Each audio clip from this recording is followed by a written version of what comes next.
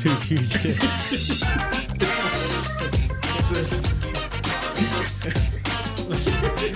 That's in Silicon Valley. I'm trying to work out the optimal way of sucking. It's a good show. This is the start.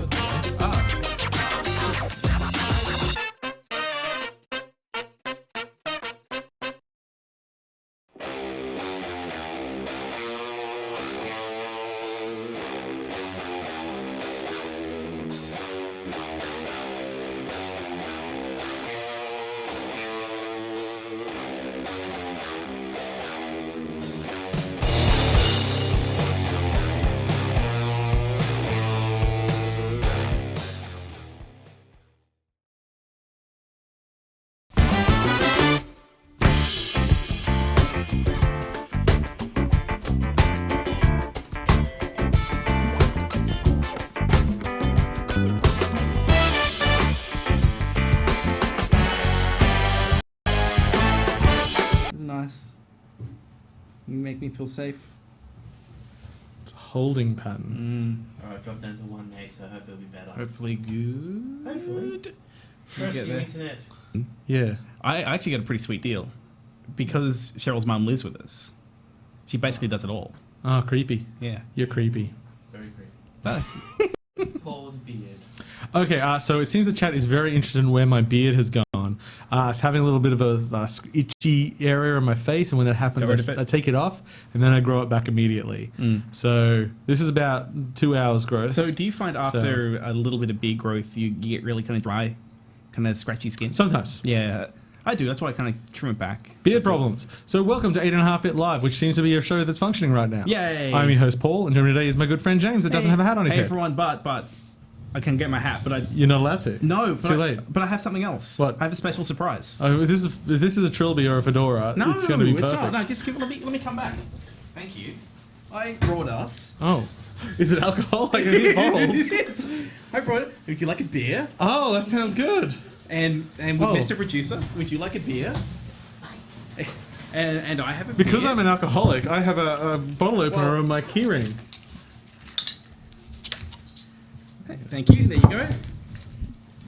This is a good show. Yeah. See, and of course, my hat. Okay, you brought me beer so you can have that. Okay. Oh, sorry, Mr. Producer. There we go. Important. Happy Made a Video Game Day. No. National holiday today. Happy Game of Thrones release day. Ah, cha-ching. Beautiful. Yeah. Internet gods hate us tonight. It's true. Oh well, we'll try our best to deliver a show. Mr. Producer's doing something. He's rummaging for something. He's got a finger up. He made an aha sound. And so, now, in fact, you're almost dressed like a character in a video game we're talking about tonight. ooh, I like being a character. Yeah. Well, apparently, I think Mr. Producer may be trying to tether us to a phone currently. I'm tethering myself to a phone. oh, okay. I don't know if that means the stream. Man, this is a technically sound episode. Well, apparently there were problems with the sound, so... Oh, no problems with sound, no problems with sound. No, I think the problems with the sound with this is stream. We got beer. We got that going at least. Now our bass may not be boomed significantly. God, you sound clean as fuck. Now we're too tinny. Too tinny. Okay. There we go. All right. Sorry everyone for the start. Generally, this is much smoother. Ish. It has been sometimes. Ish. So, So. we still holding pattern? Yeah, we're still holding pattern for a minute. Okay. Hopefully it's streaming. A little bit better. There we go. Yeah. Sound like normal people. Ah, well. Video games? Yeah, video games. Shall we talk about video games? You know what? Let's just start messy. All right. From below. Yes, Ooh, yes. that's high A lot of praise. people comparing it to things like The Witness, but also people sort of saying there's a bit of frog fractionist, like there's more going on than what appears. But Stevenson's Roll is a puzzle game where you push sausages around. It looks really lo-fi. Yes. And it is the hardest game I've ever fucking played. In fact, this is the second time I loaded it up, and I thought I'd start a new game because the first time I played, I managed to solve one puzzle. And I was like, well, I'm going to start the game again so I can just solve that puzzle and show people what solving a puzzle looks like. Yes. Because, like, I just didn't want. I had like half an hour of footage of just me not winning anything. I thought, well, that's not going to be particularly compelling to watch. So basically, it's a geometric puzzle block moving game. So you've got to cook sausages by them going on a grill. Yep. And each side can only touch the grill once, otherwise it gets burnt. You got to be careful with your distribution of heat on your sausages. Yeah. And this... Thankfully, the game is quite forgiving in that you can restart at any time, and you can also step back almost infinitely. Okay. Like, you can step back out of the level. Like, it's that. So there's very forgiving, which you need because this game is fucking impossible. So you're basically a fork?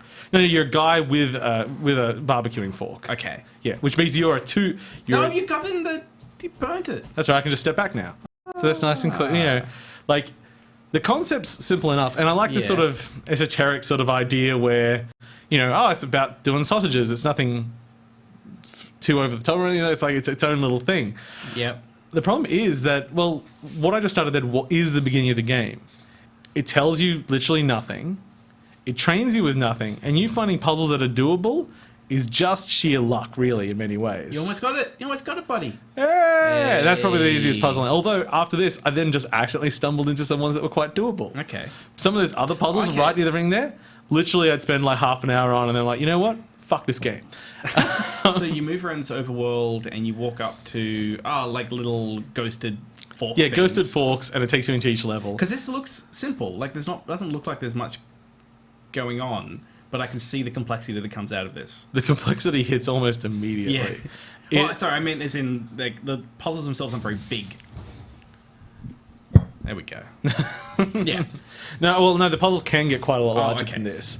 As I say, this is the beginning area. Yeah. The beginning area of which I think Don't push it that way. I've managed to solve... Oh, you screwed it up. I've managed to solve 3 puzzles so far, I think. And that's my new record. Oh, nice. Yeah. But the problem is that because, comparisons to The Witness doesn't tell you anything either. Except it does give up on this puzzle.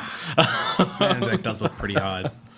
Yeah, these are the very easy puzzles. Yeah. So where does the frog fraction stuff come in? I don't know because I can't get into the game to find out. I wander up further and there's something there's some cryptic clues and stuff. Yeah. Oh, I solved this puzzle.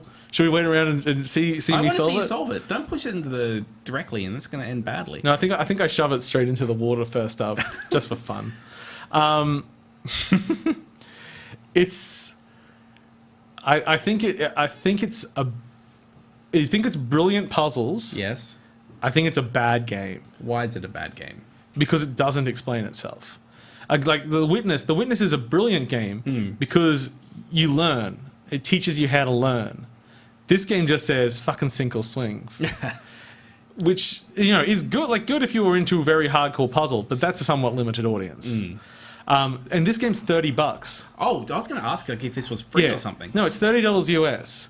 Now, people golf at that, but this is a very, very, the guy that made this really, really clever puzzles.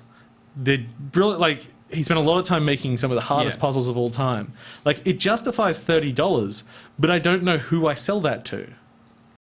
Yeah, I'm not dropping $30 on this. Well, exactly. Yeah. Now, a very hardcore puzzle fan that likes geometric puzzles and everything, go for it. Just go buy it now. It's one of the best puzzle games you'll ever play.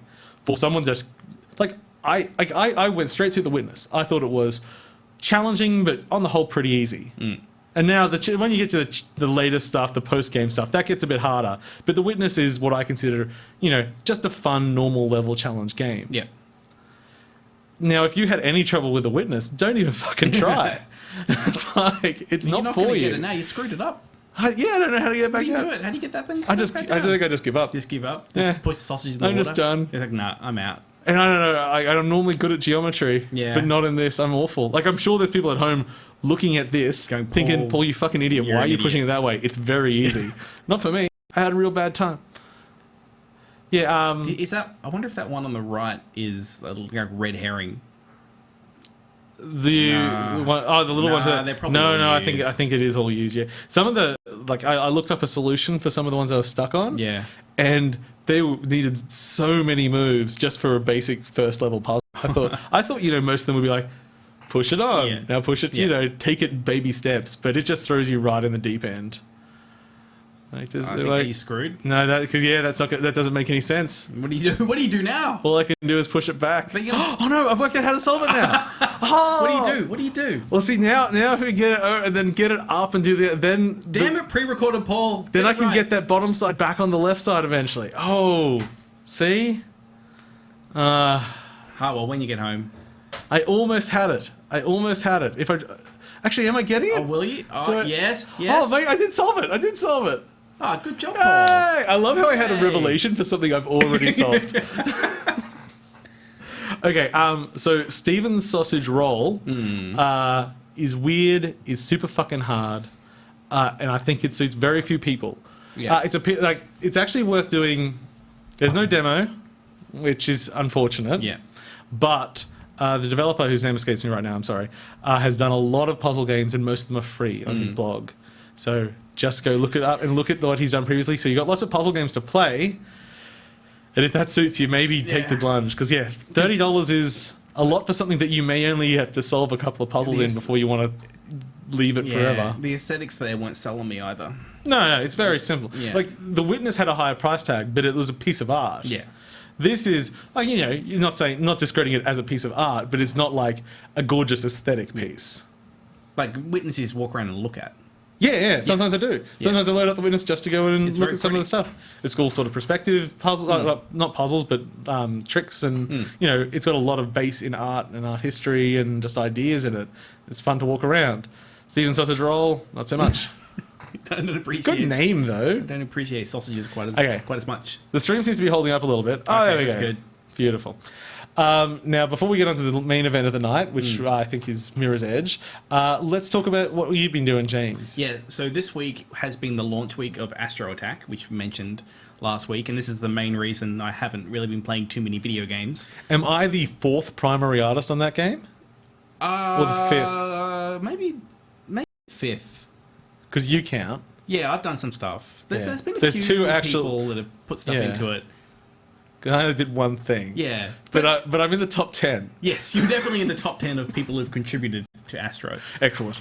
Yeah, and at the start of my launch week, I was very sad because I thought something screwed up and I thought I lost my feature.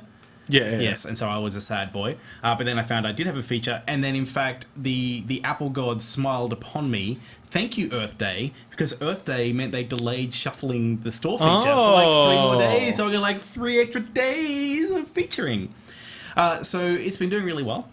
So far, I've had about 65,000 downloads. Okay. So, and it's doing roughly, at the lowest, I've seen it doing about 1 a minute. But it's still averaging about 150, 200 new users an hour. Cool. So it's doing quite well. And I was tracking it on some stats sites, so I don't know if they're accurate or not. Yeah. I think the highest in like arcade or something got up to like 68 or something. Depends on the country. Oh yeah. It kind of fluctuates. I think it might have been country to US country. stuff I was I looking actually at. got to the top 10 of arcade games in South Korea. In South Korea. Yeah, that was the highest. That's I the got best to. Korea. Yes, it is the good one. How is it going in North Korea? There's one download. Which makes it number one in North Korea. In North Korea. Yeah, so it's been making decent money. All the money has been coming from ads so far, which is what. Oh, well, yeah, we've got the. I was looking at the thing. Yeah. I was trying to be subtle.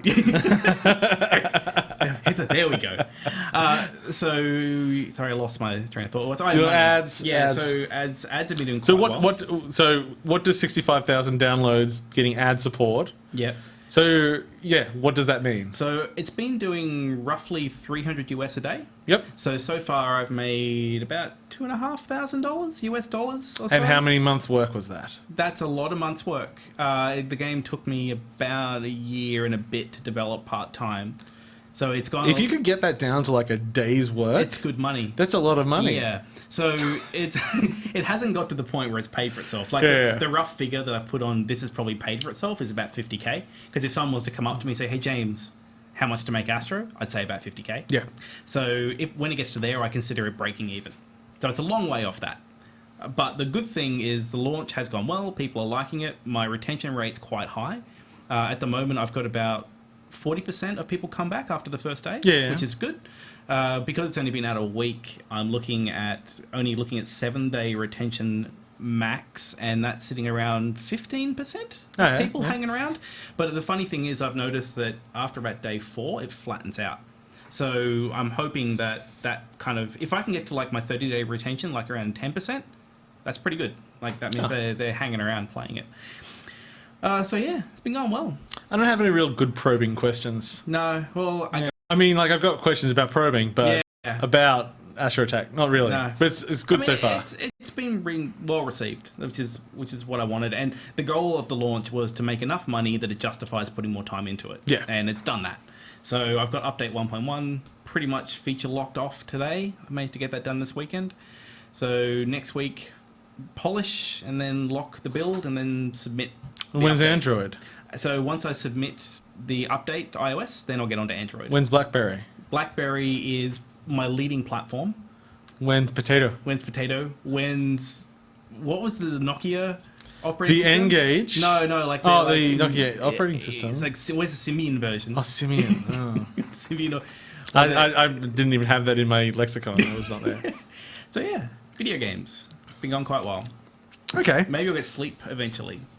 Now that we seem to be streaming and people can hear us and see most of us, let's talk about Mirror's Edge Catalyst, which had a beta this weekend, which I spent quite a lot of hours in, actually. I think I put about 5-6 into it. Okay. So I tried to put it through its paces pretty well. So I decided, of course, as all Mirror's Edge footage should start, with someone shooting a gun. Just to really... I know that's why people are there. Yeah, exactly. I am not shooting a gun. As far as I am aware, there is no way for Faith to shoot a gun in this game.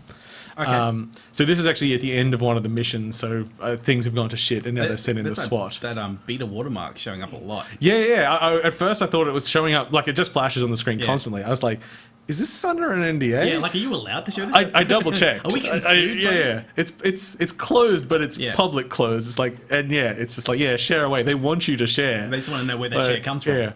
So one of the things that I'm not exactly sure, because I have it turned off. I got a little bit lost there for a second, because one of the things in this game, they've restructured how like the runner's vision works. You know, the sort of the little fades you get showing you where to go. Yeah. To basically a line that shows you exactly where to run. So I didn't like that. Yeah, you want to try and figure that out. Does mean I get stuck a bit more. Now you can turn on Classic, which works like the original game. So it's a little bit less obtrusive. It doesn't show you exactly where to go. But it still is like showing me like, oh, you see this obstacle in front of you? Deal with that. I'm like, yeah. I know I have to either duck or jump that thing. I don't need it. So I just turn it off completely for a lot of my play. But some of this footage will have it turned on in different ways because I was experimenting. The games... So you said you put in, how many hours? 5 or 6 probably. There is that much in the beta? Yes and no. Probably the main content. There's 4 story missions. Probably that'll only take you maybe an hour and a half to play through the story missions. Yeah. But the thing is, the whole point of Mirror's Edge Catalyst is that it's an open world game now. Oh, so you're kind of off exploring and doing stuff. Yeah, so it's this whole city, and at first I thought it was quite small, and then I found like more sections of it that I didn't know about, but then as I learnt them, it started feeling a bit smaller again. So it seems to be well designed in that you can learn it. Like, how, especially... I'd probably say around like Vice City size in GTA, how like it took you a few hours, but once you did that, you could get around pretty well. I mean, GTA 5 takes a lot longer to get the whole it's a area. big game. It's a huge area. I mean, this feels more of like I think big, but not crazy big. I think as I play more open world games, I've grown to really like let's just have a small area. Yeah. And find your way around that. And even though this is a bit bigger than I initially thought, it's very much broken into like block areas. So it's like, okay, we do. And then like another block more blocks will open up as the game goes on, I assume. I'll unlock passages to another part of the city. And each of those is a small playground, but it's not just jumping over a million rooftops. Yeah. Each building's quite different. So here's one of the things that you'll do in the open world, and in some missions, I'll link to these as well. Just straight up races. Okay, and so that's where they've got the guides there to let you know. Yeah, so those aren't like Mirror's Edge guides. Those are literally supposed to be like graffiti on the wall that someone's put together a race for you. Yep. In fact, this is a built-in one, but one of the main aspects of the multiplayer in this game is you design your own races. Oh, okay. Which is as simple as running around, putting down a few checkpoints, then you save the race, you run the race yourself to put a time make sure down. You can do it, yeah. Well, no, not even to make sure you can do it, because if you place the points, you can obviously get there. But I mean, okay. So how do you place them by going over it? You just walk up to a spot and place a point. Oh, okay. Yeah, you literally have to walk the course. You don't have to Yeah. run the course the first time you do Yeah. it. But then you obviously you want to put down your own time Yeah. because, well, why the hell not? Which came to one of like it's not a disappointment. It's like for what they wanted. So they want to make an open world, which basically means let's make a big space with lots of busy work. Lots of things to collect. There's audio tapes. There's things. There's little runs to do. Are there crimes to solve? I haven't found it in the open world. There wasn't a mission. Yeah. But there, like that was someone being beaten up, and I had to beat up some guards. You have to chase down criminals? That seems like I a haven't. thing I haven't that would be in chased this. anyone yet. I can guarantee that you are chasing someone in this Yes. game at certain points. I'll get onto the combat in a little bit. With all of these like cues from open world and like trying to extend what Mirror's Edge is, because obviously they didn't just want to do a straight linear single player game again, because that's a lot of work for a game that ends over. That's over. It's over in almost the time that I played in this playground. But it's obviously a lot tighter. So with all these being able to make challenges and parkour stuff and everything, and having in a multiplayer system, but it's, you know, you laying down tracks for other people and to do. I wish they'd taken cues from Burnout Paradise. So you explore and then... Well, more do in you its mean? multiplayer where you sort of people join together and it's like we're just and gonna you do shit. yeah, it's like Yeah. oh, let's do a parkour run together and watch each other. Yeah, and like sort of do something Let's all go because jump into the quarry. yeah, because it fits with the theming and it makes the multiplayer a little bit more interesting. Because whilst yes, you can have basically endless runs, endless races, beating other people's times forever. At what point does that remain compelling? Yeah. Yeah, it's a bit strange. So anyway, So that you don't see any other players. no, It's all leaderboards. no, not as far as I've seen anything. Yeah. It's just leaderboards, which is kind of weird that because they had this beta weekend basically to test the infrastructure. It's like even if it wasn't working, I wouldn't really notice. Yeah. It was Yeah, fine. like you need to do a server load on your Once I on your put leaderboard down a system. few of my own races, I started Yeah. seeing other people's races everywhere. Can you see ghosts of other people? Yes, Okay, you see the alright. ghost of the person of whoever's top in the leaderboard. Okay, that's so good. that's good. Yeah. So they have some really good stuff in there. Combat wise, it's it's changed quite a bit. Basically, it's very much about dashing and getting behind a character. So like if I'm playing with mouse and keyboard, so right mouse button will make you do like a quick dash to the side, and if you're looking at someone, you'll sort of get around them like a really fast circle strafe. Yeah.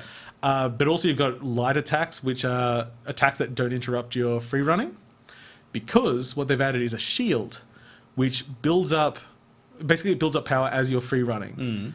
The shield basically makes you like invulnerable to bullets and stuff. So it lets them mean you're still quite squishy. Yeah. If you were standing there and someone shot a gun at you, you would just die. But if you're running, it's like in a movie. It's like, if you're running, you're invincible. Yeah, but you outrun so bullets. it's That's how it it's a works. literal meter at the bottom. Yeah. So it's like you build it up by free running, and then if someone shoots at you, it starts going down. And if it gets all the way down, your shield's depleted, and you'll just get Yeah. killed, basically. Is there a game reason for that? Basically, you're just a cool runner. If you're in the groove, they're not going to hit you. Oh, that's what it is. They haven't. I think it fits in the theme. Okay. I think it's a good smart mechanic. And then it's very simple combat in that things like if you attack while pushing a direction, you'll knock the enemy in that direction. Yeah. So it's about kicking them off edges, kicking them into each other. So you murder people? Things like that. Oh, I murdered heaps of people. Yeah, it's not murderless. It's never been murderless, even without guns. You murder people. If you kick someone off a building, they're dead. Yeah, not come back from that. Or if you jump off a building and kick someone in the head, they're probably dead too. Most. Or at least not walking again. Yeah, maybe they're just paralyzed. Here's hoping. Anyway, so I'm semi-impressed. It works. It looks quite nice. The performance was very varied on the PC. At first, I think even in that footage, it was running okay-ish. I mean, it was hurt a little bit by fraps, but it wasn't running brilliantly. And then, it actually disappeared as a process that was running, but it was still running. And then it was running at like 120 frames a second. It was great. I'm like, this looks great. It's running super smooth. What's going on? You weren't running two of them, were you? I don't know what's going on. I did forget it was running at one point. But I mean, the game's even been delayed a little bit now. Yeah. I think that's the sort of stuff that actually can be smoothed out. As far as a straight game goes, it's good. But I was sort of saying to Mr. Producer before the show, when Mirror's Edge came out, it was exciting. It was something we hadn't done before. And now it's It can't recapture that. There's no way it can recapture that. Well, It's been copied, it and hit it's that- also like, what, 6 years? Yeah. Well, it hit that body awareness that we hadn't really seen before, and the way the camera moved. But now we look at clambering and things like that. It's quite standard. Okay, you have weight and you're in the world. Yeah, and now this is still better than most. Yeah. But it doesn't grab you like that. And most of the cues taken are things like the whole open world idea, and then it's open world, so we have to have a lot of things to collect. Reasons to climb up things or anything. Like it all makes sense. It's all like smart, but none of it is like has the creative energy of the original, where it's like, oh, this is pushing it to something new. Yeah. There's like, oh well, this is parkour. What's a good open world game? I don't know. I hate most open world games. I didn't hate it. Okay, so I quite liked it. Has it sold you? Will you buy it? I'll get it. Yeah. Not necessarily day one. But yeah, it feels like it's a really solid, really smartly made game. I did want to say the pathing problems I have a little bit of, because I like to turn off the things teaching me where to go. I turn them so on. I love being told where to go. Yeah, but the thing is, that then defeats the point of an open world game. You're supposed to, because I had the problem like people that only watch GPS have this problem all the time, where they go to somewhere and then they don't have a GPS and they have no fucking idea where they were. At first, when I was following that line, I have no idea. Exactly. Yeah. But the whole point, as this game gets like more difficult, the point is you're supposed to be good at navigating the city. Every now and then in my car, Yeah. I'm like, you know what? I'm gonna gut it. I'm gonna like just go with the instinct on where to go. Do you regularly have the GPS on? Most of the time. Most of the time? But every now and then I'm like, you know what? I'm gonna I feel that this is the right way. I feel this is right.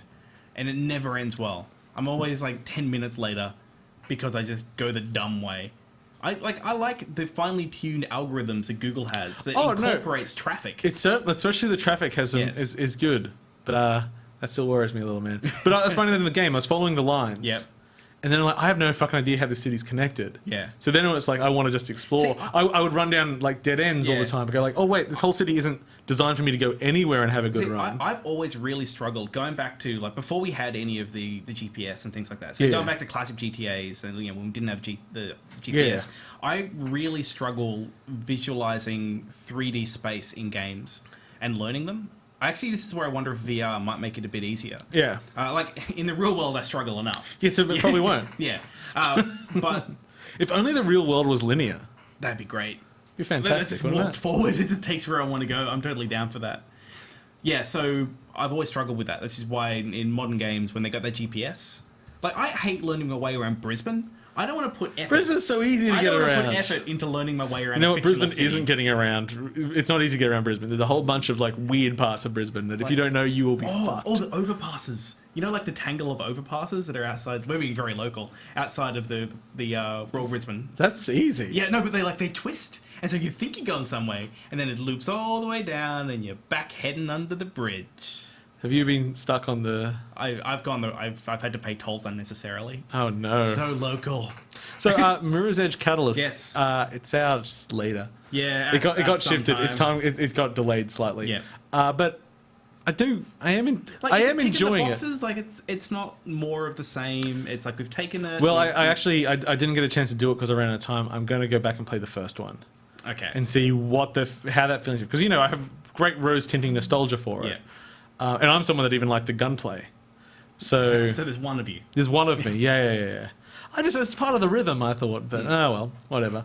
Yeah, we'll see how that goes. Yeah, I think it's good. It's certainly I don't have any real criticisms other than I wish it was more special, which isn't a good criticism. it's like I still don't have another game like it. Yeah. But it just seems to be taking obvious steps forward instead of interesting steps So forward. what ways would you have liked them to take it? Less hub-like, less like here's the base going out. Like even like most of the time, there's no pressure on you at all most of the time, except in the missions. Yeah. I would like that to change. I would like there to be more stress in the game, or I would like it to be more community focused. So it's like, hey, because you're a younger Faith, it's a prequel. It's like, hey, I'm just hanging out with my sort of my kids friends. just out of juvie, because you're just out of juvie.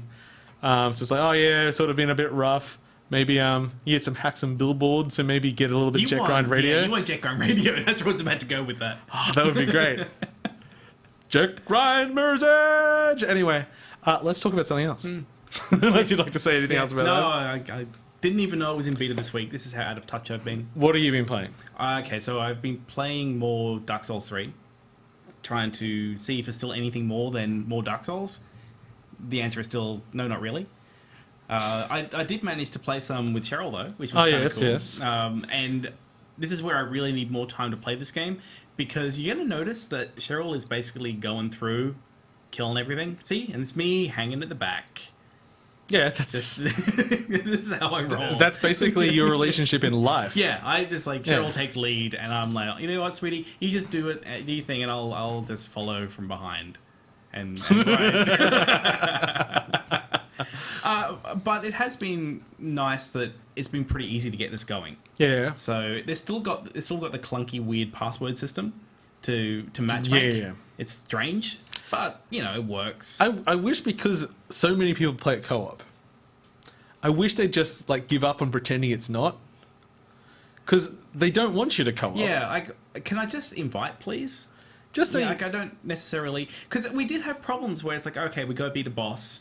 Now she's unsummoned, so I have to go and put the sign down again. I'm like, oh god. So you can get items that like remove like the glows and stuff, so you just look like someone on the same level. And I saw a picture today of someone invaded a world, and there standing in front of them were Shrek, Donkey, and Puss in Boots, and they'd all like character created themselves to be as close as possible. That's awesome. And they're geared the fuck up. And it's like, oh, you've invaded the wrong fucking way. These are people so into it, they're cosplaying Dark Souls, but they've also bothered to get to the point where they're that they look like they're all hosts as well, because they don't want it to look like they're invaders, because they all want to feel like they're playing the same game. People play it like this. They obviously want to play it like this. I would love to James just herald me through like Dark Souls 3. Like, oh, you know what? I'm just going to catch up to James's point. Let's just go through it.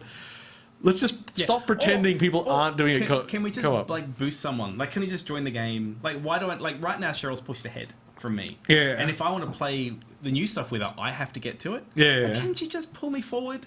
Like, is it really that bad? Yeah, there's just like, it almost seems they actively fight against you wanting to have this co-op experience.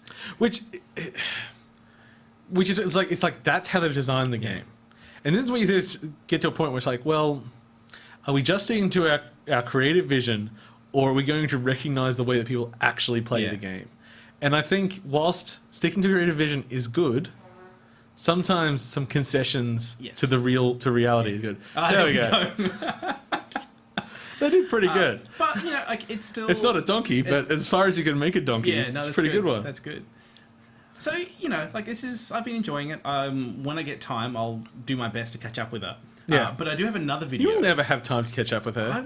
She's a busy doctor person. Yeah. But when she's not a doctor person, she's got nothing to do. Yeah, she's not like making a video game and doing a video game show. Yeah. Yeah. Remember when I just did one thing? Okay, so there's another video which I thought was just very quintessentially Dark Souls. Okay. So we'll load that one up. We're not going to show any boss fights or anything. Well, we're not going to. Okay, all right. So this is only like a short clip of me just trying to get to the bottom of an elevator. So I'm like, oh, cool. These always go well. Like, all right, I don't want to deal with. There's a guy behind me. I don't want to deal with it. Like, all right, I'll do this. Oh God! Oh, thank you, invulnerable animation. so now this is me very awkwardly trying to hit him. I'm like, aha! Okay, done. Soul forever, right? No. Okay, all right, good. I got this shit. Let's just go. Okay, he's gonna come join you. Fix forever. Nobody. Who survives? Who wins? This is thrilling. You haven't actually taken much damage. No, I did all right. Well, you still did take most of my damage off, but I thought that was only at the end there. That was a nice little Dark Souls moment. Yeah, it's fun. I'm kind of glad that they're wrapping up at least the Dark Souls mainline. I think they need to do more stuff, do other things. Yeah, like Bloodborne 2. Bloodborne 2, I'm okay for. Or My Little Demon Pony Souls game. 2. Demon Souls 2. They could go back to that. Demonborn. Demon. Blood Souls. Okay. Yeah, it's good. Cool. So I have been balls deep in a game I've been waiting for over a year now. It's been out for a year, but not on the platform I wanted to play it You're on. very stubborn about this, weren't I you? am. And you know what? I made the right fucking choice. Okay, all right. So I've been playing Axiom Verge. I'm almost done with the game now. I've been putting a lot of hours to it, but then it came to recording footage, and I've been playing on the Vita, which is what I've been waiting for, which it's perfect on. I quickly loaded up, and it doesn't have cross save, so I had to start the game again on the PS4 just to do it. That amuses me Now, greatly. if you're paying attention to the footage, when I get hit in the PS4 version, because it's sort of styled on old NES games, the character sprite literally disappears. Doesn't happen on the Vita version. I much prefer the Vita version. Oh, really? I wonder why they ditched that. I don't know. Maybe they didn't notice. Don't fix it, Dev. I really like it without that crap. The animation on that ghoul was great. Oh, the animation's really good because whilst it's NES styled, it is certainly not a game that NES would have been capable of. That might be a lie. Maybe someone could work it out. But on the whole, not the things that NES would do when you get into the deeper game. So on the whole, it's a Metroidvania, very, very much styled on first Metroid, with a bit of all sorts of games in there. It differentiates itself in some ways. Mainly, the gear is a big thing. And what's that glitchy stuff? The glitchy stuff we will get to. Okay. So where I am in the game now, I'm a basic traversal here at the moment. Well, aside from the fact that I can jump much higher, I also have a grappling hook. I have the ability to teleport. I can launch a drone into areas I can't get to and then teleport to that. I've got a giant drill that can fucking tear through everything in the level. And that's none of those weapons. Okay. Weapon-wise, the game, I believe, I've unlocked about... Well, these guys are awesome. Kind of awesome. There's a lot of references, a lot of stuff to like H.R. Geiger. Yeah, I was thinking in that. here. I mean, there's not as many cocks as I'd expect from a guy. Yeah, a lot less cocks. But definitely see the there's cock-like things. Yeah, I guess going into the head. So very Geiger, a lot of Cronenberg sort of inferences as well, which obviously I enjoy. And then lots of weapons. So I have unlocked, I think, 14 weapons. Wow. And I believe there's 24. Okay, and what are these? How do these weapons vary? They vary only in the way they attack. So the weapon I have up now, this pink thing, is they sort of liken it to a shotgun, but when you push the fire a second time, I really like these piles of dead bodies. Yeah. For a game that doesn't have a lot of detail in some of the areas, it does some good. Well, sorry. So here's the glitchy stuff. Okay. So very early in the game, you get this item called the Address Disruptor. And this is where the game really does it. Because all the other stuff were like, other than the huge amount of weapons, was pretty standard for the thing. This is an item which, well, basically, so glitch things in the environment, you can sort of switch them between two states. So here, there's these floating things, glitch them, I can jump on them and float up. So are you inside a video game? No, you're not inside a video game. What's the reason for the glitching? The plot of this is kind of crazy. Okay. It's very hard to go into in a short term. So that's kind of cool. Obviously that's just another tool at that point. You can open up, like that wall you saw before, I could open that up. It helps you get to places. That's not the interesting part. Because I was thinking that's not that different than like a freeze gun or something. Where it's changing the state of something in the environment. Because this changes the state of practically every interactive thing in the game, including enemies. So that sort of hive there, that thing launches bees. If I glitch it out, though, it stops launching beads and starts growing health. Oh, that sounds handy. Yeah. I wish there were more in the game. So, let's have here's, I think this is the last thing I'm showing. These little donut things, when they're glitched out, they can tear the environment apart, which can open up secret passages and let you get to areas you couldn't otherwise get to. Some enemies will be more difficult to deal with when you deal... Some things become friendly, some things get usable states, some things become harder to deal with, some things just change into something that you may or may not want at the point. So you're always at this choice of like... So you're glitching out there. Oh, no, they're disappearing. Yeah. No, that's when you get hit. Remember I said that? It's like, I didn't like that effect. It's a bit confusing. Which means that this game, like everything you encounter has two states. Yeah. So there's lots to investigate, lots to learn. There's secrets everywhere. Like almost every screen has something you can break open. You might go into a glitched like different realm, which is you can get things there. You might just find extra items, and you save in these egg pods, which is of course the style at the time. So this is basically the end of the footage here, because I didn't want to spoil anything more. Because the game is about exploration. It's about experimenting, and It's exactly what I fucking wanted. It's very interesting art style because on this it's very ugly. Oh, it's hideous. It's a hideous game, but Yeah. there is like this cohesion to it to give it a very distinct look. And it has some, like in the area where they had like the built-up bodies and Yeah. things like that. That's, there is some good storytelling I'm there. going to throw it back to Sausage Roll because I think both these games go for this kind of like this kind of weird art style, which isn't trying to be pretty. Yeah. But that's more referential to what NES games look like. That's true. Yeah. That's true.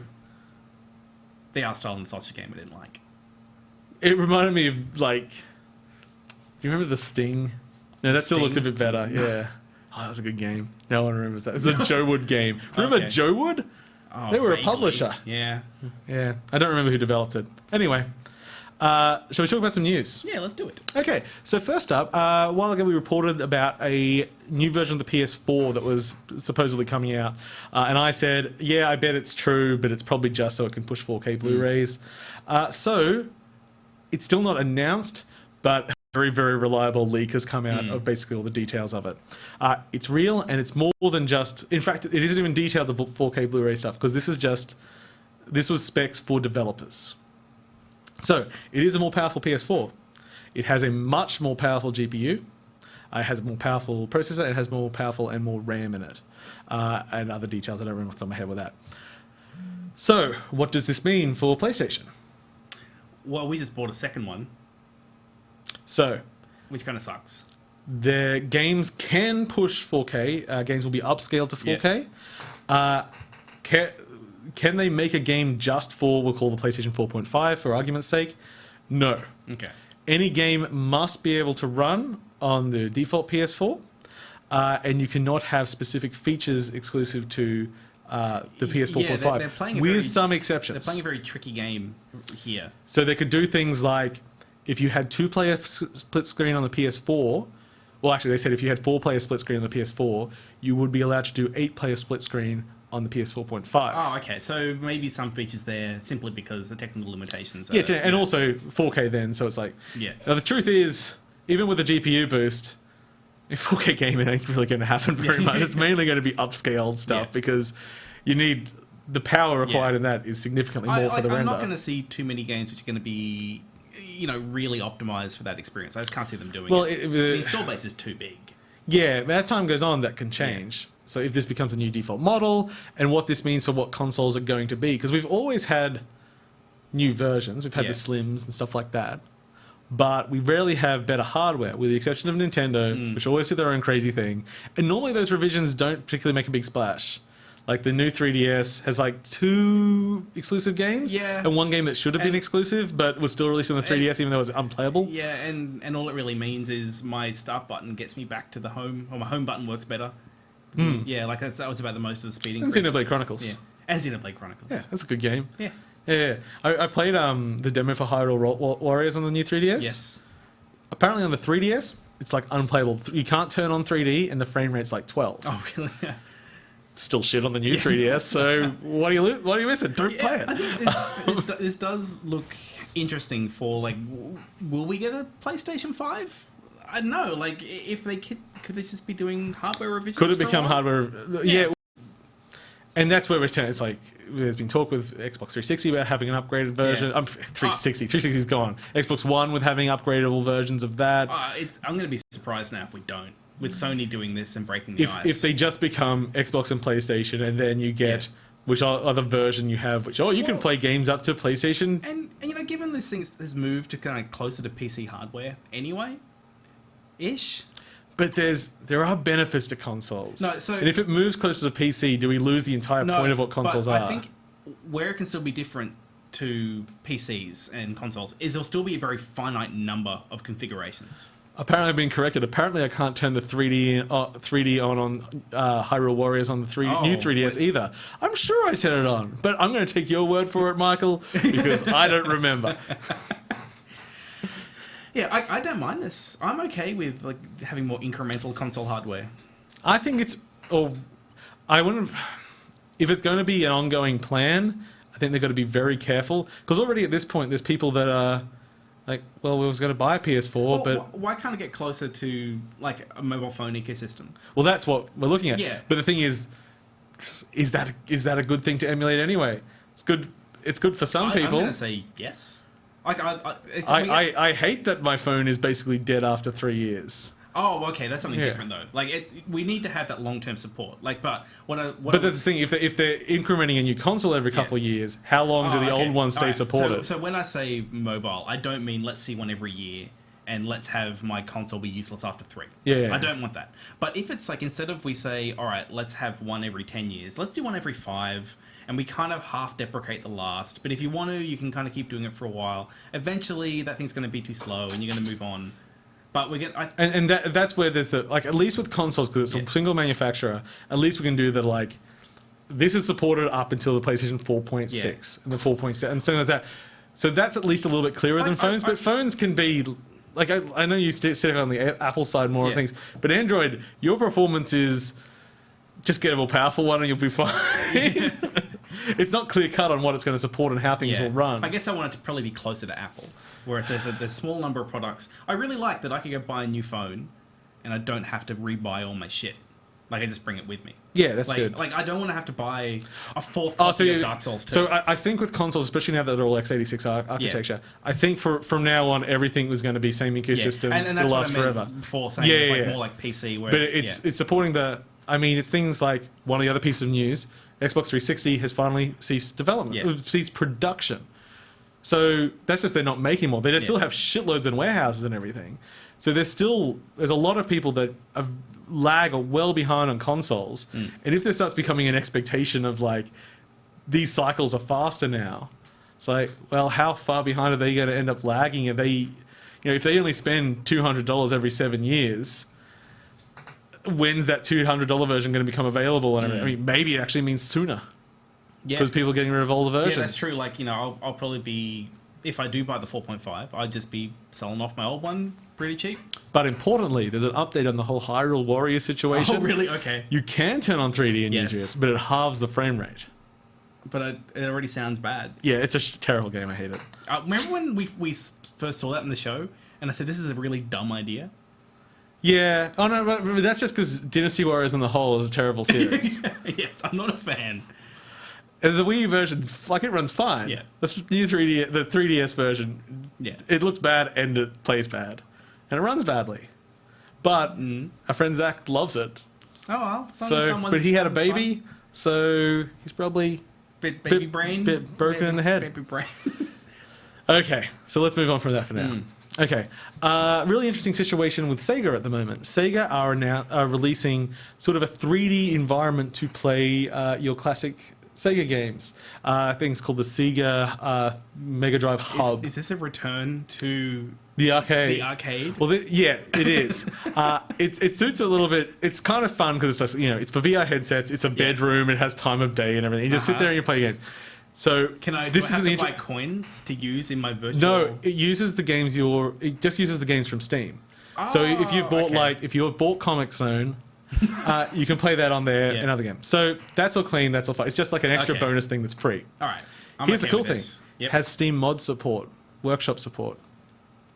They are allowing, so obviously they're not going to allow you to upload a copy of Sonic 2, but they're allowing hacked ROMs on there. Okay. The hacked ROM scene is amazing. Yes. People do some fantastic stuff and using it as a distribution point, and they're encouraging it and allowing it. Now, obviously, there'll be some issues with copyright with things going up, but that's so cool to have. That'd be like Nintendo saying, "Here, show any footage you want." With madness. Madness. Okay, so it's an online service. Yes.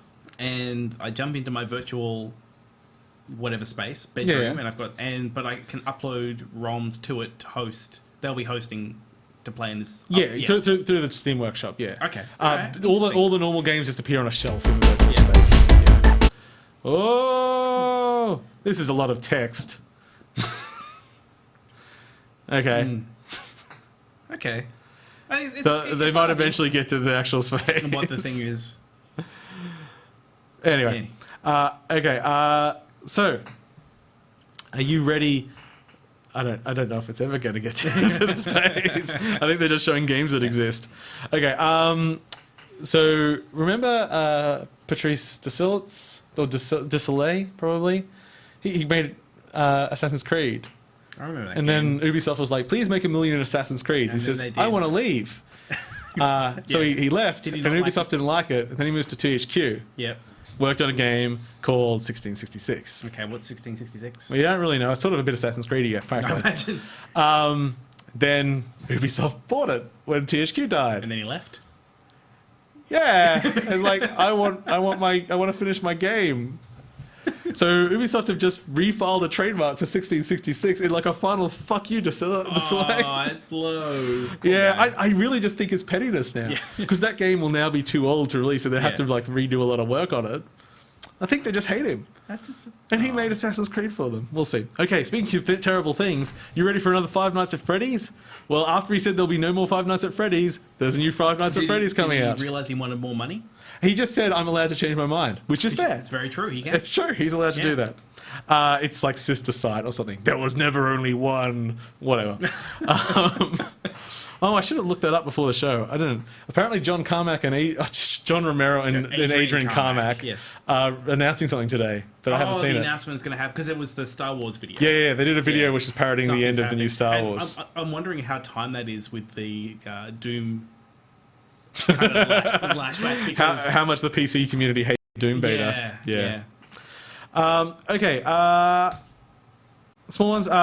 Magical Wizard Wars, which was a little multiplayer game we both quite liked. It was free to play. It's not doing so well, so they're shutting down the servers, which is a sad It's a tale. shame because that game was super polished. Was a really interesting take on MOBAs. Yeah. It was really just Magicka mixed up with a MOBA, and it worked really well. Yeah. And it didn't have the MOBA problems of being completely inaccessible because everyone understood Magicka. The only reason it was inaccessible was because it was Magicka. Yeah, it's just Magicka. Yeah. Which goes along with Nosgoth in our sadness of games that are free to play online things that don't need to be. Yeah, I'm sorry, Amy, as well, for not being able to play. I apologize. We tried. We tried playing Nosgoth last night. We really managed to hard. get multiple games going with like 3 people. Yeah, we needed at least 4. You need at least 4 for that game to make any If sense. Nosgoth or Wizard Wars was just a $10 game, you could download and run your own Or it was a servers. $20 game. Or a $20 game that I could I reckon and run my own Nosgoth could be the servers. next Natural Selection 2. It could. I love Natural Selection 2.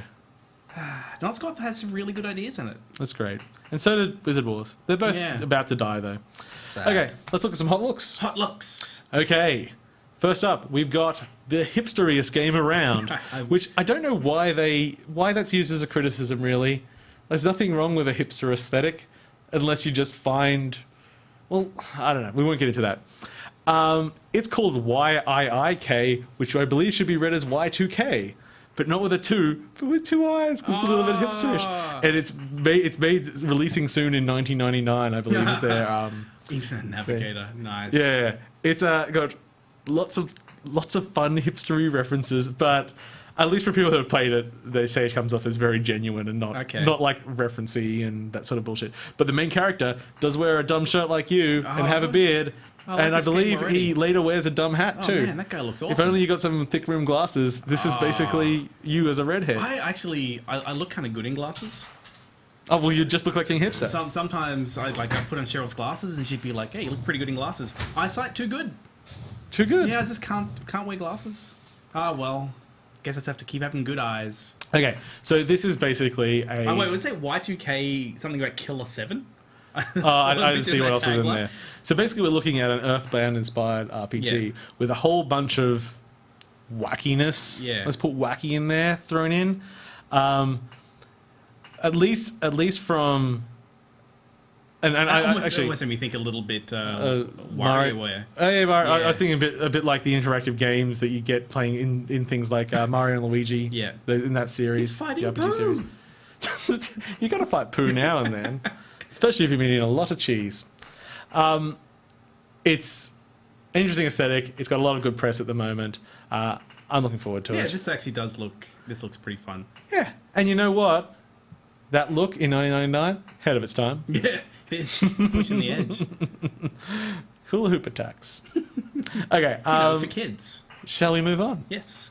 Next up, the next game by Supergiant Games. Now, this is the game I saw you trying to understand. Yeah. before the show. I was watching gameplay before the Yeah. show because thankfully, even there's a nice trailer out, but there's also a lot of gameplay out there to watch as well. It's called Pyre. It's by Supergiant, which you may know from Bastion and Transistor. So, as Bastion and Transistor fans may notice, it looks really fucking pretty. And as Bastion and Transistor fans may have already worked out, the team doesn't want to keep repeating itself with gameplay-wise. They do like to mix it up. They do like heavily narrative-focused games, however.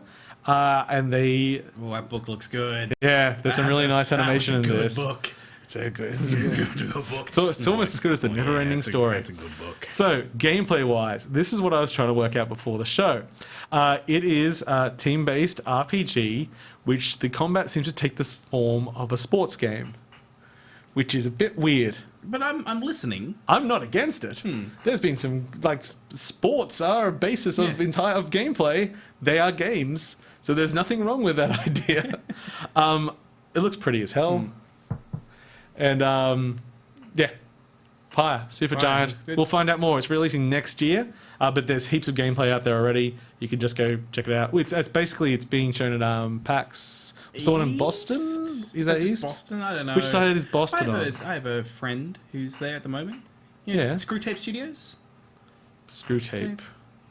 They did Bank Job. They did Bank Job. That's not a game. It is a game. Yeah, they're doing Damsel. You've seen Damsel in the Press? Oh, Damsel. Yeah, I like Damsel. Yeah. So is there a game really called Bank Job? there was one they did early on. That's one of their early ones. Okay, But yeah, I don't off in Boston at the I moment. thought you were trying to think of like the Swindle. No, it's actually I'm a really terrible friend because I was trying to think what Monaco or what something. their most Just recent couldn't thing remember. was, and I drew a blank. But yeah, Damsel, which has had some good press. Dan went over there. Good work, Screwtape. Yeah. Okay. Next up, we're talking about Ruiner. Ruiner. Ruiner I is hardly know her. being published I made a by. joke. Yeah, I know. It's a bad joke. Yeah, I made it when I first read it. Sorry, too. It's being published by Devolver, and so it fits into that sort of Devolver edginess that we've been seeing recently. This is, top-down twin stick, but this has quickly jumped on my most anticipated. Well, not most anticipated, but like highly anticipated. Yeah. Just because stylistically, it's smaller groups. Slide. It's got a huge amount of like weight to all the movement. It's sort of based on. So yeah, like it's supposed to be like anime cyberpunk sort of style on that, getting into your Akiras and things like that, and lots of dodging. So Dark Souls dodging and it's just like it's simple, it's clean, it sells itself. Yeah, and like the video mask. It's like it's almost like a fun Scanner Darkly idea or something. Cool. Yeah. We've actually got quite a few hot looks today, so we're just going to push through. Origami, I guess it is. It's origami with an A instead of an O. All right, let me see this. Now, this is a game we actually do know. Where's the paper? I guess we could just argue the world's made of paper. There you go. Solved. Okay, done. Solved. This is a Tenchu-inspired ninja game.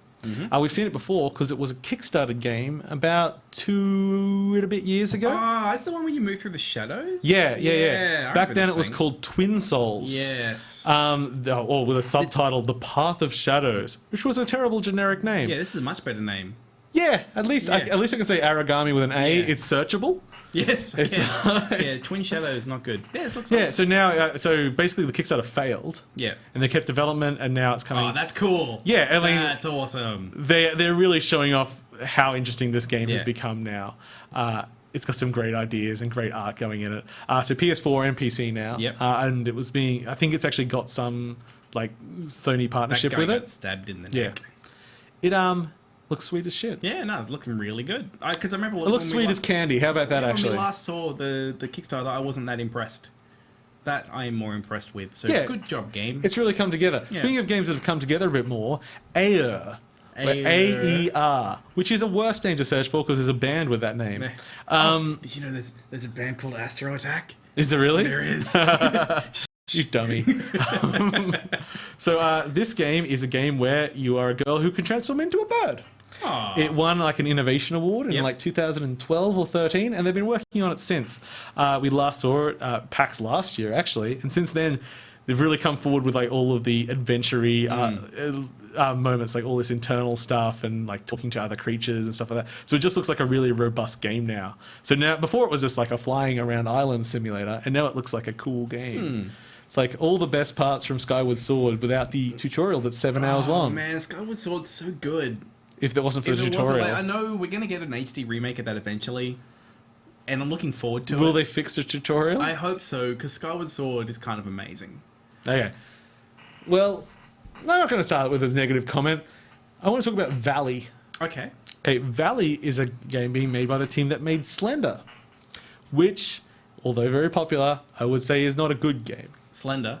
Yeah. Yeah, that's one of those games that offended me a little bit. But it was at the head of that Yes. whole trend. Yes, yeah, so, you're right, you know, we're not saying... So, did you actually see any of this bit of footage here? No.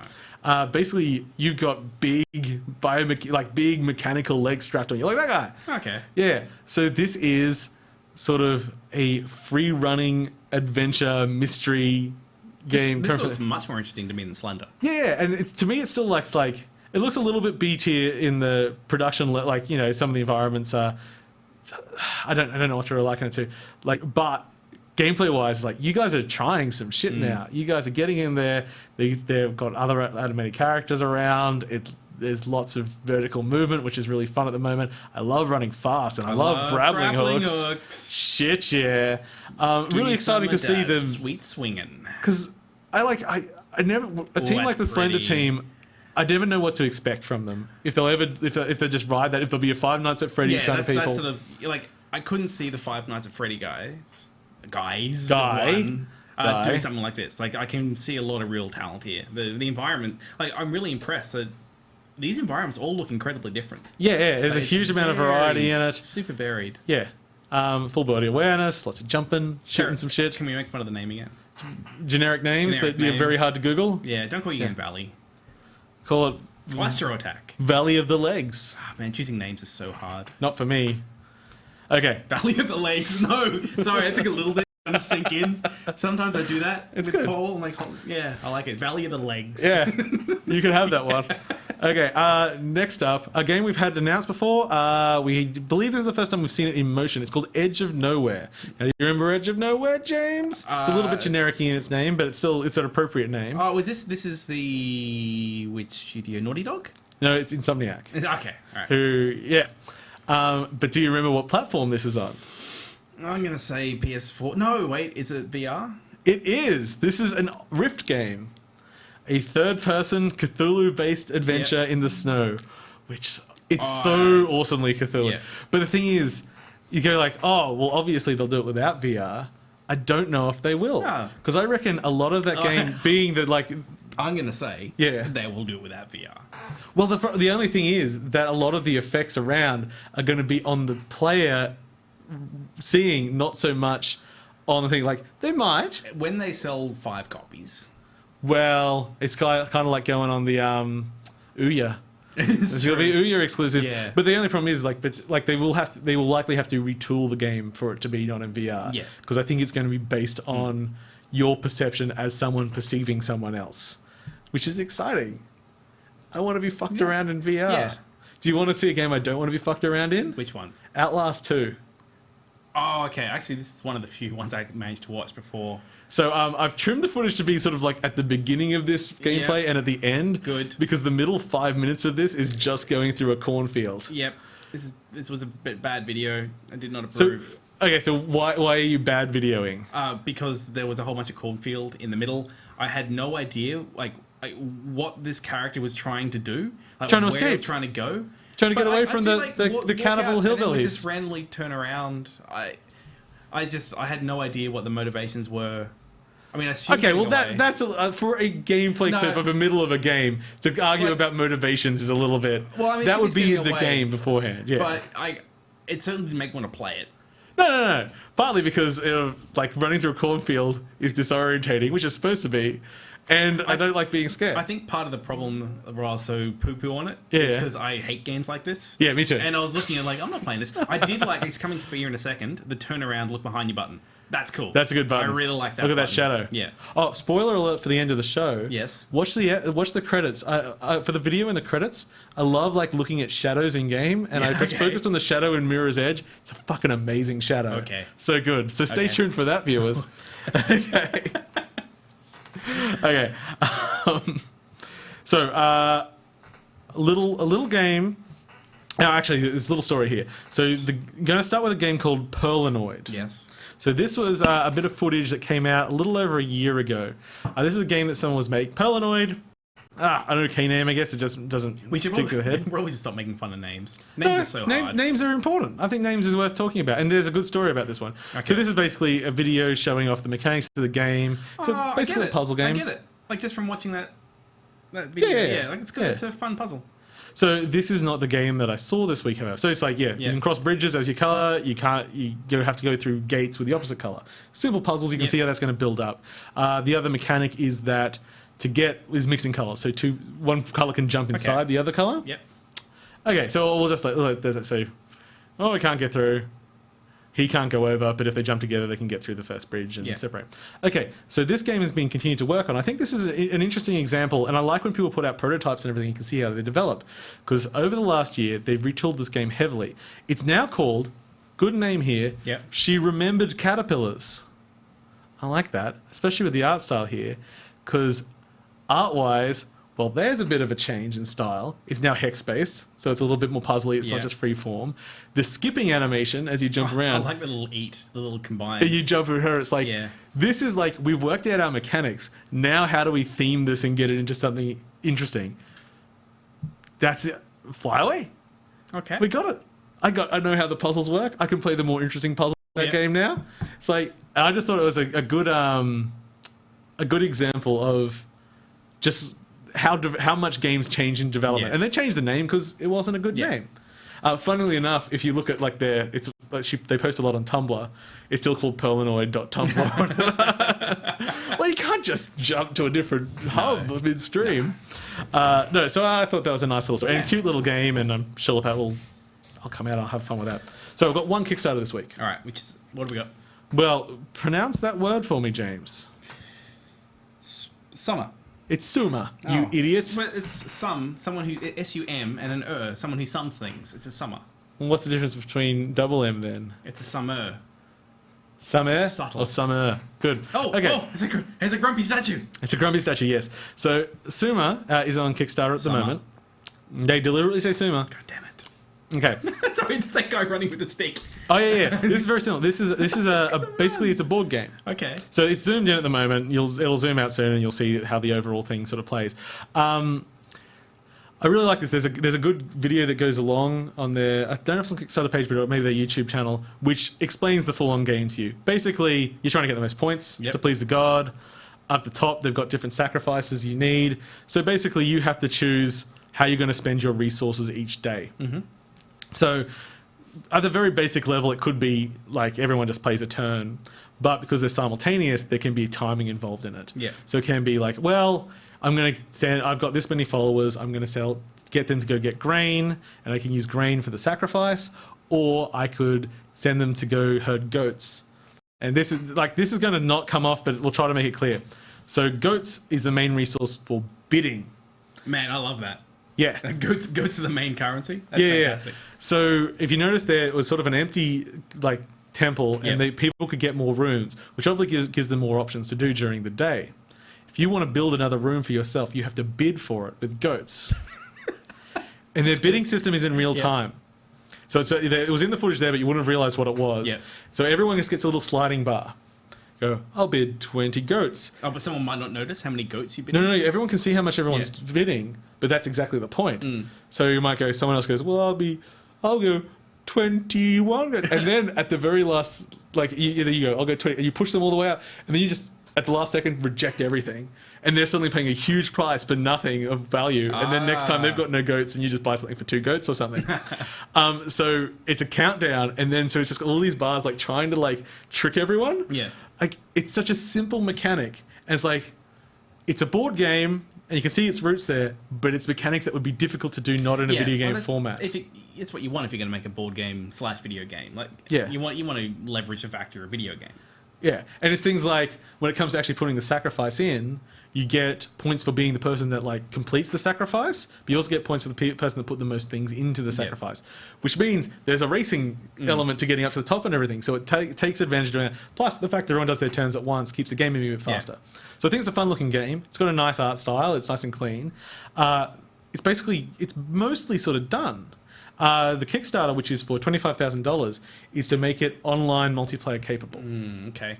Which, even though I would like to play this game on a couch, whenever I get a game like this comes out, if you go and look at the comments, most of them are like, why can't I play this online? I don't have any friends. It's hard getting a bunch of people together. Exactly. Yeah. So I think that's a good use of Kickstarter. It's like, here's the game, you look at it, we want to do this. We need to get someone that knows what they're doing. Well, Yes. we need time to work on this. The only thing that I am actually disappointed in is that at the moment, it's just aiming for PC and Mac. I'd really like it to be on a console for ease of use. Yeah, I guess see how it goes. I mean, like, it's not like a bad move, guys. No. It's like, I'd Hey, love if to you see can it. make enough money on that platform, Yeah. I'm sure it'll make its way over. So yes, Suma, if you wanted a copy of the game, that is at $15. Okay. Board game price. Where you can see how it works, and if you think that looks fun, then we'll just wait for it to come out, because if they don't get it, I don't know, but I assume they just think the release game it as will still be there. as Yeah. non-multiplayer version Yeah. or non-online version. Like, couldn't you just release the game for money and then use that money to... Maybe. Maybe. Okay, before we get off the Hot Looks, is a game that I don't normally allow in Hot Looks. It's called Let It Die, and that's because this is mostly a CGI trailer. Okay. Because I sort of have a hard, fast, Is this your Nintendo video? No, it's a PS4 okay. video. Oh, okay, all right. No, we'll get on to the Nintendo okay. video. So this is Let It Die, which we last saw, because there is gameplay out for it. We last saw it in 2014. It's a free-to-play... Sorry. Well, it's Keep Grasshopper. going. Okay. As in Suda51's company. Okay. Now the skateboard death makes more sense. But it's so they're still going on it, and Grasshopper just has sort of stopped making games. They got picked up by Gung Ho, Yep. and this went dark because it looked. Basically, I like to think of it as like multiplayer manhunt. It's like people beating the shit out of each other with whatever they can get, and so we still haven't seen what the game is now, but we do have a pretty good video here showing off a bunch of ideas. It's very goofy and gory, which suits Grasshopper. Yep. But yeah, And it looks like you get loot with cosmetic loot. I'm Yep. gonna guess. Oh, they at the very end of this, they show like 3 people dressed totally differently. Oh, wow, that's just what Paul wants. It's like, dressing differently. That's what I mean. Well, I do like looking wacky. I just don't like grinding for 100 hours in order to that's look right. wacky. Just drop $15 and you can look wacky. If only it was $15 a lot of the time. Yeah, that's true. Yeah. There was something free to play recently. I was like, I'll give you some money, and it was so incredibly expensive. I was just like, nope. What was it? I don't know. Obviously, I've forgotten what you were because I suppose there's so many free to plays. Is like, that's right. It wasn't a free. Well, it was a free to play game. It was free to play, but it wasn't a game. It was fucking Matomo. I was like, if I give you like $2, I can like get a few thousands. It's like, nope. It's like it's really quite expensive. I'm like, well, you're never getting any money for that. So yeah, Let It Die. We'll find out more about that. I'm guessing at E3, which is coming up pretty soon. Which is also where we'll find out about the PS4. We'll see Nintendo's new console. It's actually going to be a pretty big year. It's going to be cool. I'm excited for Nintendo's next thing. Yeah. I don't know what it is. Okay. Do we talk about the Game Club, or should we just finish up some of our other games? Let's do Game Club. Okay, so this week we played, which is a demo/prototype by Lucas. I don't remember his name. The guy who did Papers, Please. Yeah, Mr. Papers, Please. It's called Return of the Obra Dinn. There was a demo out for a while now. This is sort of a retooled version of it. They've said basically this is not to be taken as the quality of the final game, but it's safe to extrapolate from this point. Yes. So Return of the Obra Dinn is a first-person game where you have been sent to a ship that's come back called the Obra Dinn, where everyone's, well, as far as we're aware, everyone's dead on board. And the only real gameplay mechanic is you have this stopwatch, which when you find a dead body, you push it and you transport it into the point in time where that person died, where you get to spend 30 seconds and then you go back to the real world and you have to work out what's happened. And that's the only, you can never do that thing again. You can only do it once per dead body. No, you can do it again. Oh, you're not supposed to. Oh, I did it lots of times. The same body? Yeah. Oh, it was never supposed to do that. Yeah. I never tried again because that was the old rule. No, you just walk I up and guess do it they've again. changed it. Yep, 100%. Oh, well. You can do it as many times as you want. That's boring. Yeah. They shouldn't let you do that. Maybe yours is broken. It did say in the README there may be bugs. It seems like if that's one of the core mechanics, it's a pretty big bug. Yeah, well, at least originally it may have changed. I'm talking from my knowledge. And, sometimes that's the thing. You go in with assumed knowledge, you don't try things. So, first up, graphically. Visuals, amazing. I think it's amazing style, like this style of graphics we used to see a lot, except it never moved. Yeah. This is a style where I could just stop and it looks like a screenshot to me. Yeah. Like, everything looks amazing. Well, especially since nothing moves. If you do so, it does look literally like a screenshot. It's true. It's very true. But taking what is an art style from my youth, and then creating it in a way that I just could not have experienced at the time, is incredibly nostalgic. But I kind of imagined I experienced it like this. Whenever I see screenshots in a magazine, I thought it would do this. And, like, it never did. The use of particles as well. I noticed a few bugs with the particles. I might report them to him. I was wondering if this would work with a headset. Like, like, I'm not sure. I think it would. I don't know. Yeah. It'd be interesting. It's certainly everything's basically represented in like a voxel space. I think. Really liked that you could change the color. Oh I put a color change in this later in the footage. So you could choose your platform of choice.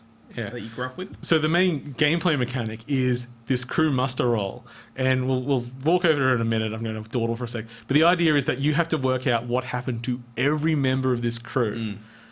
And there's a lot of people. There are a lot of people that were on this crew. I have to say, when I got to this part, and I saw the number of people, didn't want to do it. But remember, it's a full-blown game. Yeah. Like, not this, though. There's, like, all those people dead. Like, I think I got 4 of the deaths right. Because it just straight up lists when you... But the actual choices of fates are super detailed. Yes. It's just not like, died by suicide. It's died by suicide by gun. It's like, this person was killed by this person with this. And this is like... And there are so many... Like, you cannot brute force this. To brute force this would be insane. See, when I saw this as the main mechanic, I do not want to do it. Like, I looked at it and went... Oh, sorry. Can we just jump to... Holy shit, I was not expecting the game to go into this area. Yeah, this was really cool. Yeah, when it broke into here, also color palette changed just because we can. But giant sea monsters, I was just assuming it was going to be like, this person killed this person. You just sort of boringly go along. But I think, like the muster, like I see what you're saying with the muster. I sort of felt the same thing. Yeah. But I think it's just like, because a lot of those seamen, it might just be like 20 of them drowned. This whole section just went under. Done. It could be. Yeah. But like I did not find that compelling in the slightest. Oh, I love it. I love it. It gets into that. I didn't care about, I got to go find the fate of this many people. Yeah. I don't care. Oh man, it's going to be good. Can I complain about something else? Yeah, you can complain. Okay, I'm going to complain about... That's all footage because I don't want to show everything. So there's a little bit to see. It's only about 10, 15 minutes long. Quite short. Yeah. I did not... Because I knew I could go back and look at the same again, I went back and you can't skip it once you start. Yeah, you got to wait the 30 seconds. I end up like going in, I'm just waiting. Just waiting. Like, could you just like not give me the 30 seconds? I don't know. Like, I thought the game visually looked amazing. Yeah. But none of the mechanics appealed to me. I like the voice acting as well. On the whole, that was really good. Because you hear the sound before when you go back in time, you hear all the sound up into the point, and then the vision appears at that split second that they die. The animation, like how the hands are in the wall, like having those modern kind of touches in an art style like that are amazing. I just want to do more. I'm going to solve this mystery, baby. Then walk around solving mysteries, finding You're how a mystery people died solver. Of 100 people. You're basically a Sherlock Holmesy. I just don't find it interesting. So good. I can't wait. I was lukewarm on it until the sea monster came in, and then I'm like, this game's going to be more interesting than I expected. It's going to go places that are going to make me. Maybe there's something to what I was missing. Yeah. Like I don't. Like you said, you solved 4 people. Yeah. I solved 1 because as much as I really cared. Was it just the captain? Because it's the easiest one. It was just the captain, and I'm like, okay, I got it. You didn't even get the wife killed by the sea monster?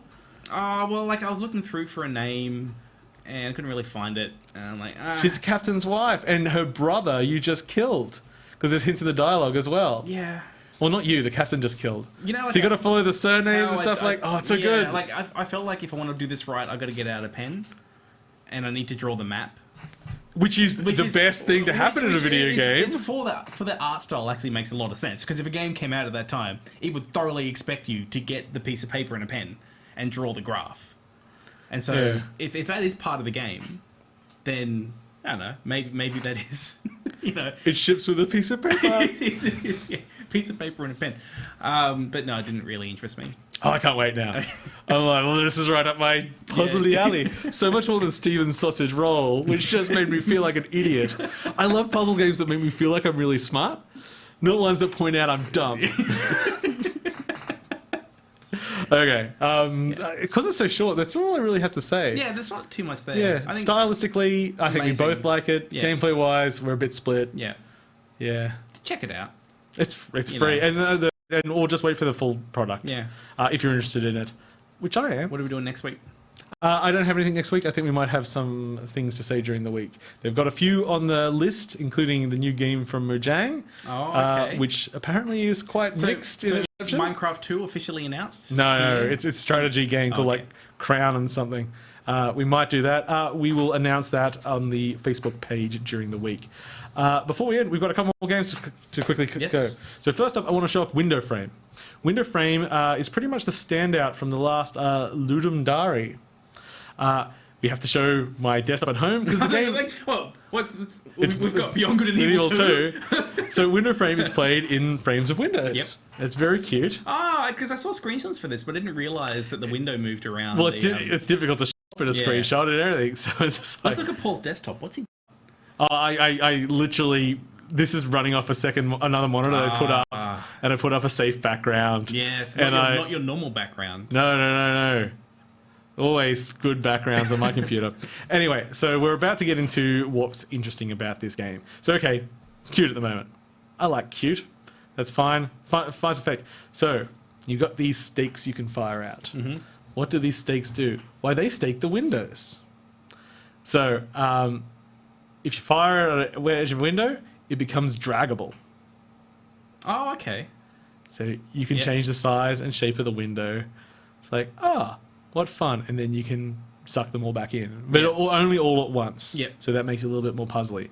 So, well, actually, we'll probably just show the first two puzzles and stop it off because then the rest can be worked out ourselves. Idea. Yeah, it's really simple. It works, right? Like, it's just telling me where to shoot there, and I fuck it up. Okay, oh no, I haven't done it properly. So in this case, we're going to fire into the ground, get the bottom window staked. Yep. Pull it up. It's made myself a bridge. Fixed forever. This is the sort of thing that we love to see from like Ludum Dare and other game jams and everything. Just like really clean, really simple ideas just done so well. And once you start... What was the theme for this? I don't even remember. Yeah. Dragging windows. There was like 15 games like this.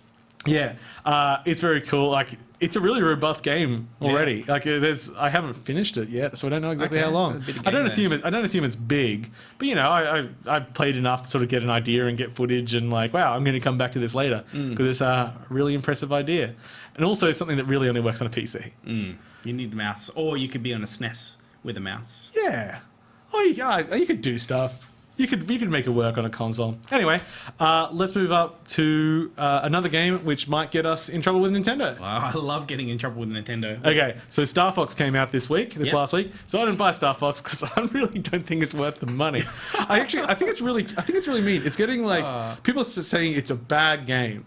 It's not. Is it just Star Fox and Star Fox? Yeah, it's basically the same amount of content, probably a little bit more. Because you know what? Never liked Star Fox. I always thought it was I always thought that it was content poor, and that's the complaint. It's like, well, they literally gave you exactly what you were asking for. But Paul, I don't want what I was asking for. I want what I remember. Yeah, exactly. People want to feel the feelings they had when they were 8, and they're like, go Star Fox. But anyway, what I did pick up, because I'm more into little experimental games, was Star Fox Guard. Okay, so I've made a little thing to try and stop Nintendo getting angry at my footage. Be cool, Nintendo. Okay, so Project Guard is it's basically a tower defense game.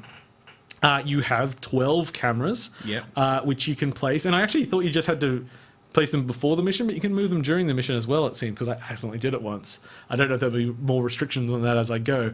But basically, you just have to defend from robots. On your screen, you've got a top-down showing the layout of everything, but you can't see an enemy until it's got into camera range. Until you got point of view, it's not going to appear on your little mini-map or anything. So you have to monitor all the cameras, you touch the camera, you switch to it, you shoot the robots. So you know how Five Nights at Freddy's is the same game every single time? Yeah. So this is taking a similar concept to Five Nights, where you're dealing with cameras and but doing something different with it. Yeah, and so far, I'm only a little bit into the game. They have a lot of... What's the dancing robots? Yeah, I got one of the cameras knocked out. Shit, I better Have some compensate, dancing go robots. somewhere else. Yeah, Dancing Robots is great. In fact, I think this level I get kind of messed over because I wasn't paying attention. The robots are very cute. Very cute. It's really, and what I love is like you're with... It's like Slippy's uncle's mining company you're helping defend. It's like everyone hates Slippy, and his uncle's called Grippy. Yes. So look at him run. So yeah, as you can get more variety in robots, it's just nice and clean and works. And I actually think it would be fun as a communal game. Oh, where everyone, well, even sitting at a couch with one person controlling Yeah. it, you could have like, all right, you watch the camera, tell me where I need to go. Yeah, people go like, hey, get on 8. It's like, I don't know what's going on. Because, it's hard to watch everything at once, Yeah. which is part of the challenge. And so far I've just had a bit of fun with it. It's just a small downloadable game. I like it. Looks good. Yeah. Looks I fun. think it's like $20, which is a lot cheaper than Star Fox. And Yes. And you'll probably enjoy it more. probably. I don't know. I still think Star Fox is interesting. Yeah. But unfortunately, because it's Nintendo, it won't drop in price. But it needs to. It needs to be like a mid-tier price. Like, it's not a budget game. So They if certainly it's put money into it. $40. If it's 40, I'd probably be in on Yeah. it. Okay. I've got one last game, I think. No, I don't. That was the end of it. Did you have anything to talk about? Yes. What was it? It was Master of Orion. That took a lot of thinking. Yeah, 'cause I was trying to remember. The because- subtitle? No, it has no subtitle. Oh, doesn't it? Oh, okay. Now, this is the one that's made by the Wargaming people, isn't it? Yeah, so I should say I have never played Master of Orion. Oh, good, because I've never played the original either. Yeah. So I felt quite inadequate, but now that we're both equally inadequate, Yeah. I feel like we measure up. Because I feel like I should have played Master of Orion. It's like in the era of games when I was playing lots of things like Master of Orion. So I'm not going to go into a lot of detail because I've played about 40 minutes of this. And this is a game like Civ 5. It doesn't seem like a lot to talk about. It's not something you can get quickly. But I was very impressed by the production values of this. Yeah. So this little animation that's playing is when I settle a planet. Yeah. It's like, it looks really nice. Little camera shake, nicely designed text in the bottom left, good sound. Like, it's just like... I like how, like... It's like, we don't have a lot of depth to talk about at the moment, so we're going to talk about everything surface in as much detail as little possible. camera shake. Icons, fantastic choice. Like, see, I get the little men. Yeah. You assign them, like in Civ. Like you say, I want to put into like production or research or whatever. You have to drag them, the little meeple. Yeah. And when you drag them, they pop off. I think I get one here in a second, hopefully. They wiggle. Just a little touches. So from the small amount that I can say about this so What far, about that pulsing plus sign when you mouse over I it? can see it, and I knew to click on it. Oh, that's pretty It's a good. Good design interface. And they got little pitchforks, see, so I know they're workers. They're They're farmers. farmers. They're making me food. And the people, And I you guess see- the guys at the bottom are construction and the guys at the top are science. See, they're nicely anchored to the things on the left, so you can go like research food production. I kind of understand. I don't know if I like that. Well, the thing that's I'd rather a bar underneath each row. That could no, it'd you be better just tell them, placement. like the UX sucks. Just change it.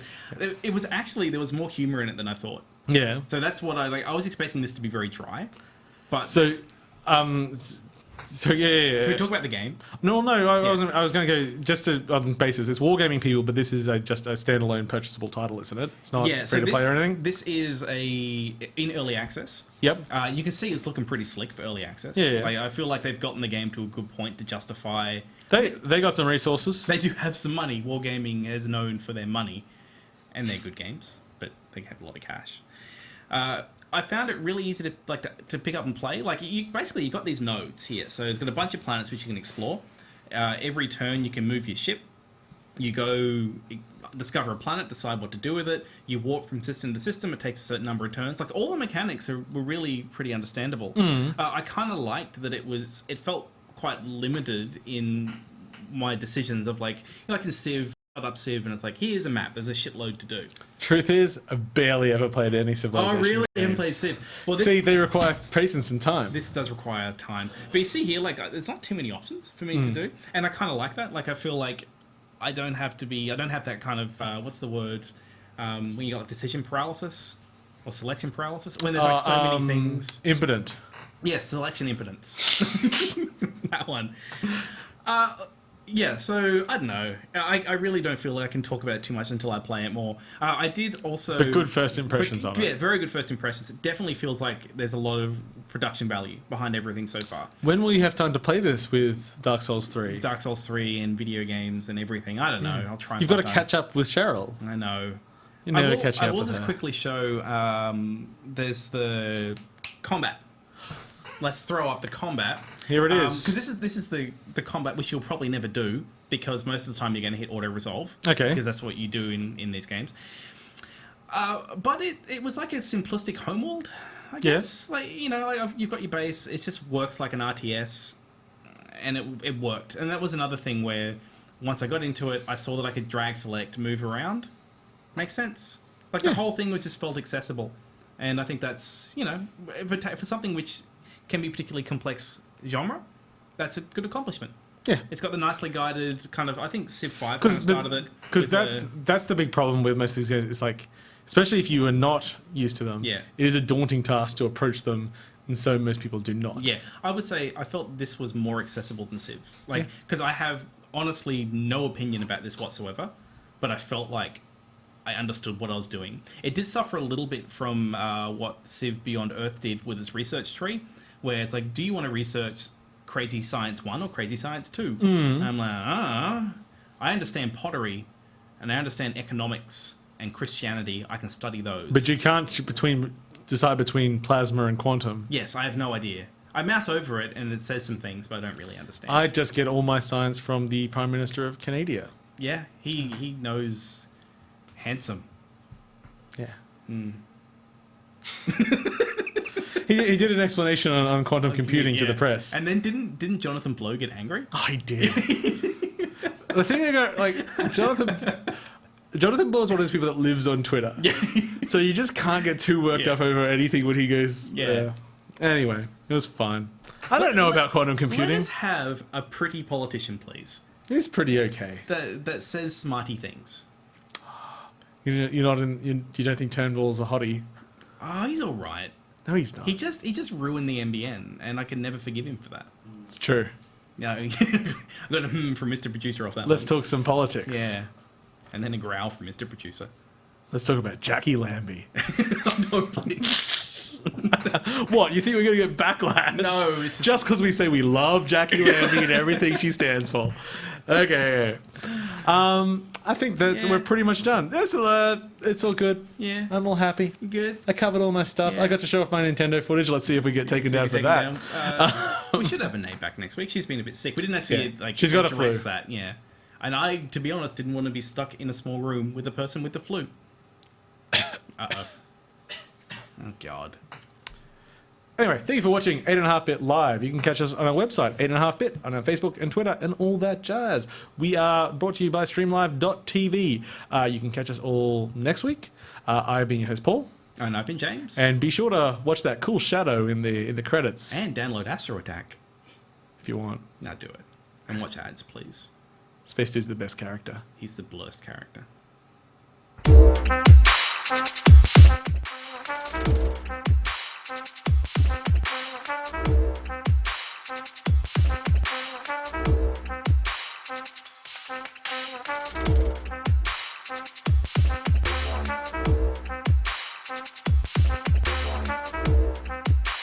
you.